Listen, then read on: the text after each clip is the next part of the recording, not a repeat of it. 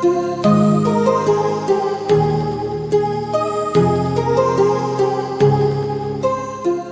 दर्शक बंधु जो ताल गुड़ाक गाँव रु आनी छटा ताल आनी आपको देखुली देखु ये धरी जो ताल गुड़ाक युड़ा फास्ट ताल गुड़ा धोइबा भल भाव न धोइले माने तो ताको यूज करी हेबनी भल भाव ताल गुड़ाक धोइबा कहीं ताल गुड़ा जो माटी रे पड़ीला किसी लगी थाई पारे से आम ताल गुड़ाक फास्ट धोचु धोई सारा पर केमती चोपा गुड़ाक छड़ाइया हम देखो फास्ट धोई दौचु देखु चोपा छड़ाइया स्टार्ट कलु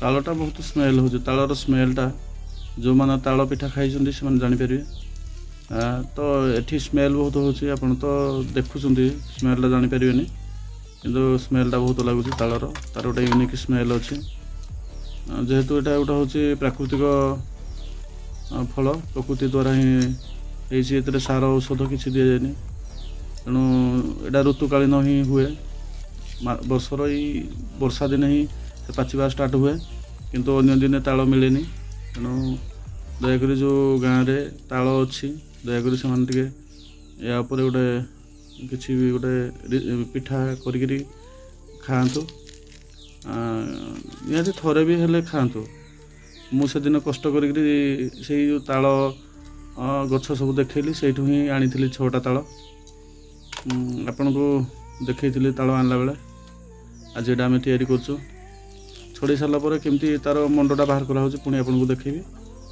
ना वीडियो लंबा हो ठीक अच्छे ताल चोपा छड़ेला पुणी आपको देखेबी एबे ताल सब चोपा छड़ा हो गला एबे ताको मंडी बाहर करने रेडी करा आउ एगुड़ा सब चोपा बाहर भर चोपा और गोटे ढाकुणी क्याप भाया थाए एडे चक्की कहती चक्कीटा माने ता ऊपर गोटे क्याप भाया थाए टोपी भाया सेटा को बाहर कर देखो यहाँ हूँ से जिनसटा यहाँ ये मैंने लगी था ताल गचर यहाँ तार यहाँ डेम्फटा माने जो लगी था गचर से छाड़ी देखु यही पोजिशनटा देखु यहाँ कैपटा खोली दी हूँ तापर युड़ाक चोपा युड़ा चोपा सब मैं 6टा ताल आनी एक्चुअली से भितर टांकू अच्छी यहाँ हूँ टांकू चारिपटे गोटे आवरण अच्छे से ही आम बाहर करवा तार मंडटा से मंडटा को बाहर कले नहीं आम केमती कर आपन को देखू किंतु चोपाटा निहाती छड़ाइया पड़ो चोपा न छड़ेले यहाँ हो पारनी चोपा छड़ेला तापर आपन ग्रेटर हो कि पनिखी पछपटे भी बाहर करती घुषाड़ी सेमती भी हम ना ग्रेटर आपड़ करें तापर देखु केमती बाहर आपन को आम ये जो माने मंडटा बाहर करने पूर्व तापर हल्का पानी टिके देदेवे पानी देकी ताकू टिके भल भाव चकटी माने टिके एपट सेपट करदे देखु सेटा देले कौन कि ता मंडटा बाहर सुविधा हम से पानी देवे हल्का देकी ताकू टिके भल भाव एपट सेपट करदे तापर बाहर करेंगे आपन को सुविधा हम बाहर करने मंडीटा देखु जिते यहाँ मंडीटा बाहर करा सर आम गोटे कौन कर गोटे स्टेनर साहाय्य ता मंडटा को आम छाणीबू केमती जो पारु गुड़ाक अच्छी सरू सरू सूता गुड़ाक लेखी अच्छी से गुड़ाक केमती बाहर करा तार प्रोसेसिंग आम बतईबू आपन को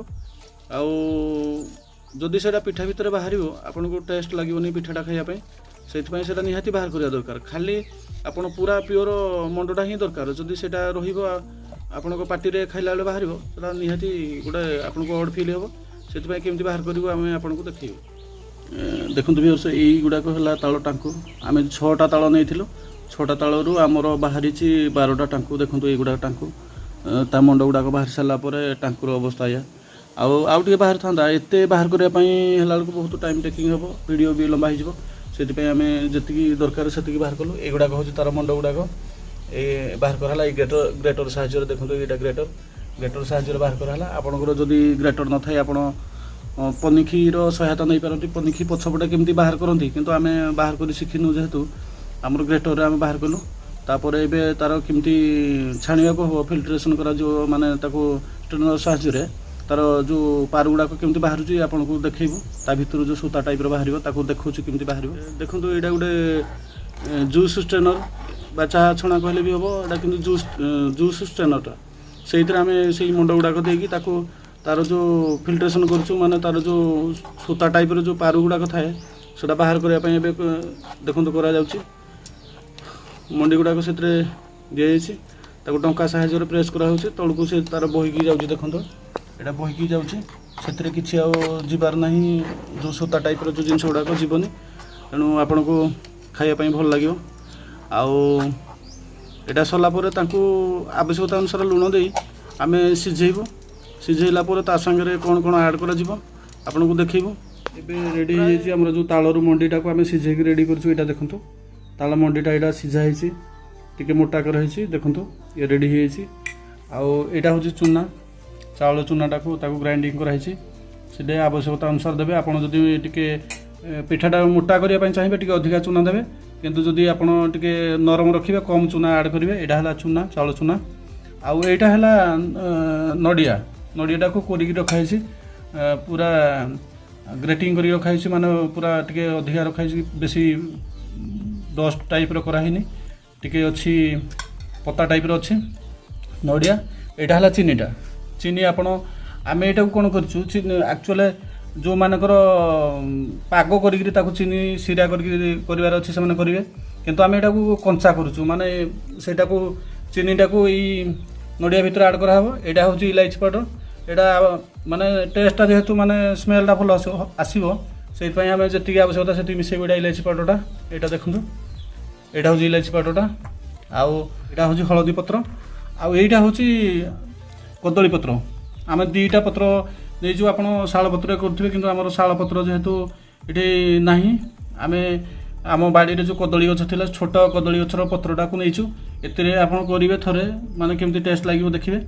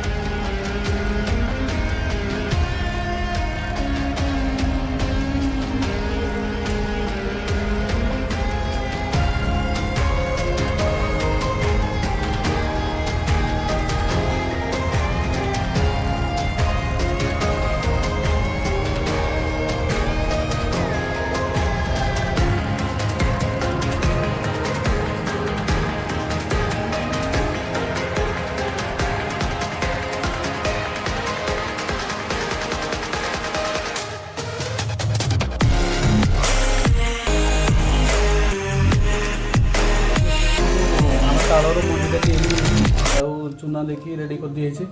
ଏବେ ଏଇଟା ହେଉଛି ମାନେ ହଳଦୀ ପତ୍ର। ହଳଦୀ ପତ୍ରରେ ଆମେ ଫାଷ୍ଟ ତିନିଟା ପତ୍ରରେ ନେଇଛୁ, ମାନେ ଦେଉଛୁ। ତା ଭିତରେ ନଡ଼ିଆର ପୁରଟା ଦେବା, ତା ମଝିରେ ତିନିଟା ହଳଦୀ ପତ୍ର ଫାଷ୍ଟ ଷ୍ଟାର୍ଟ କରୁଛୁ। ଦେଖନ୍ତୁ ହଳଦୀ ପତ୍ର ତାକୁ ଧୋଇକି ରଖାହେଇଛି।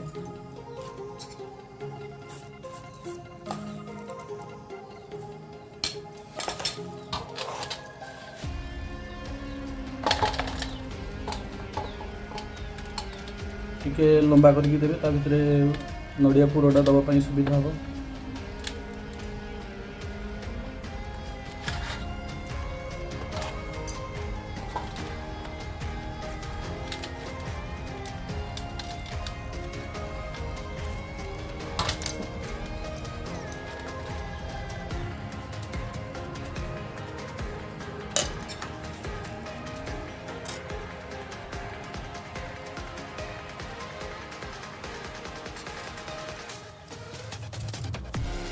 ତା ମଝିରେ ଦିଆହେଉଛି ପୁରଟା, ଯେମିତି ଆପଣ ଯେତେବେଳେ ପତ୍ରଟାକୁ ପଲଟେଇବେ ଯେମିତି ମଜିକି ଏକାଠି ହେଇଯିବ ସେଇ ହିସାବରେ ଦେବେ ଯେତିକି ଆବଶ୍ୟକତା ଅନୁସାରେ।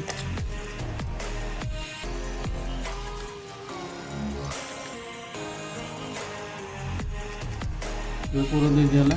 ତାପରେ ଏବେ ପତ୍ରଟାକୁ ଏକାଠି କାଢ଼ି କରିବା ଯେମିତି ଭିତରେ ମଜିକି ତା ପୁରଟା ହେଇଯିବ। ଦେଖନ୍ତୁ କେମିତି ହେଉଛି, ଦେଖନ୍ତୁ ନଜର କରନ୍ତୁ।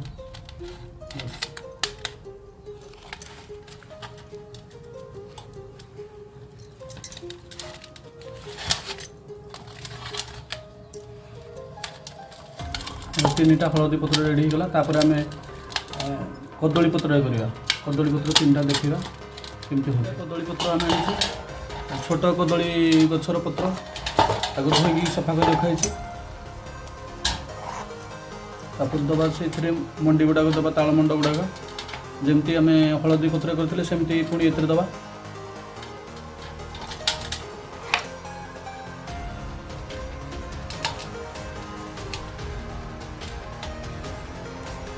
ଯେହେତୁ ଆମ ପାଖରେ ଶାଳପତ୍ର ଆଭେଲେବୁଲ୍ ନାହିଁ, ସେଥିପାଇଁ ଆମେ ଏଠି ଯେହେତୁ ଆମ ପାଖରେ ମିଳିଲା ସେଇଟା ହିଁ କଲୁ। କିନ୍ତୁ ଏଥିରେ କଲେ ଆପଣ ଟେଷ୍ଟଟା ଟିକେ ଅଧିକା ହେବ ଶାଳପତ୍ର ଅପେକ୍ଷା। ଶାଳପତ୍ରରେ ଗୋଟେ ଟେଷ୍ଟ, ଏଥିରେ ଅଲଗା ଟେଷ୍ଟ ହେବ। କଦଳୀ ପତ୍ରରେ ଅଲଗା ଟେଷ୍ଟ ହେବ। ଥରେ କଦଳୀ ପତ୍ରରେ କରିକିରି ଖାଆନ୍ତୁ, ହଳଦୀ ପତ୍ର ବି କରିକି ଖାଆନ୍ତୁ, ଦେଖନ୍ତୁ କ'ଣ ଟେଷ୍ଟ କେମିତି ଲାଗୁଛି। ଆଉ ଯେଉଁମାନେ ଦେଖୁଛନ୍ତି ପ୍ଲିଜ୍ ଯଦି କରିବେ, କରିକି ଖାଇଲା ପରେ ଆପଣ ଆମକୁ କମେଣ୍ଟ କରିବେ ଯେ ଆକ୍ଚୁଆଲି ଠିକ୍ ଲାଗିଲା କି ନାହିଁ।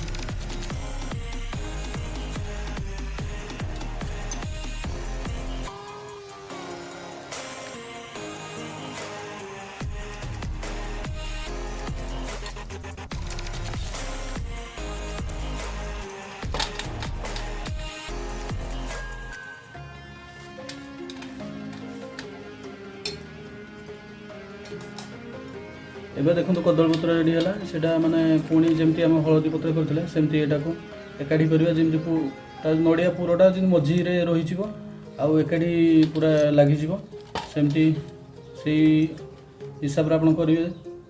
ମୁଁ ତ ନିଜେ କରୁନି, ମୁଁ ଦେଖାଉଛି ଆଉ କହୁଛି। କରିବା ଲୋକ ଅଲଗା, ସେ କରୁଛି, ହେଲେ ମୁଁ ଟିକେ ହେଲ୍ପ କରୁଛି କହିବାରେ। ଦେଖନ୍ତୁ ରେଡ଼ି ହେଇଗଲା। ତାପରେ ଆମର ଗ୍ୟାସ୍ରେ ଷ୍ଟିମ୍ କରାହେଇଛି। ଦେଖନ୍ତୁ 6ଟା ଆମର ରେଡ଼ି ହେଇଗଲା। ଏଇ 3ଟା ହେଇଗଲା କଦଳୀ ପତ୍ର 3ଟା। ଆଉ ଏଇ ପଛରେ ଯେଉଁ ଆଗରେ ଯେଉଁଟା କରିଥିଲୁ ଆମେ, ଏଇ ପଛରେ ଦିଆଯାଉଛି ସେଇଟା ହେଉଛି ହଳଦୀ ପତ୍ରରେ। ଦେଖନ୍ତୁ 6ଟା ରେଡ଼ି ହେଇଗଲା। ଏଇଟା ଦେଖନ୍ତୁ ରେଡ଼ି। ଆଉ ଷ୍ଟିମ୍କୁ ନେବା, ଷ୍ଟିମ୍ରେ ଦେଖିବା କେମିତି ସେଟିଂ କରାହେଉଛି, ତାପରେ ଦେଖିବା।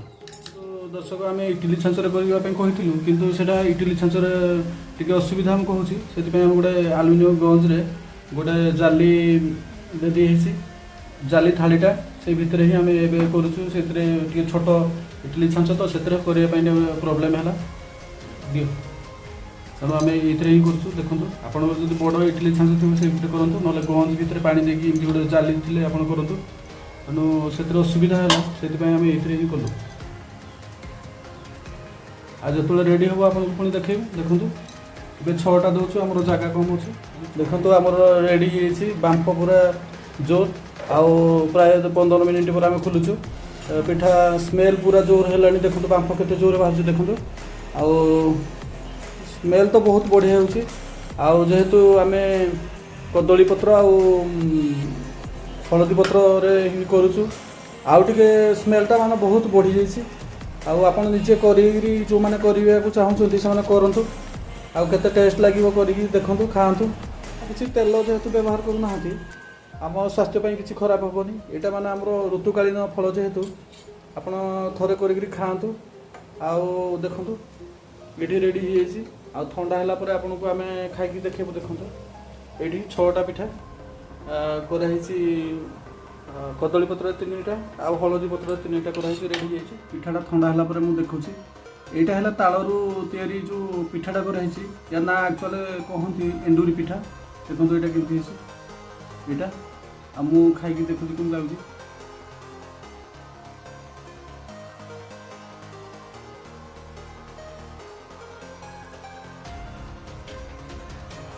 ବହୁତ ଟେଷ୍ଟ ଲାଗୁଛି,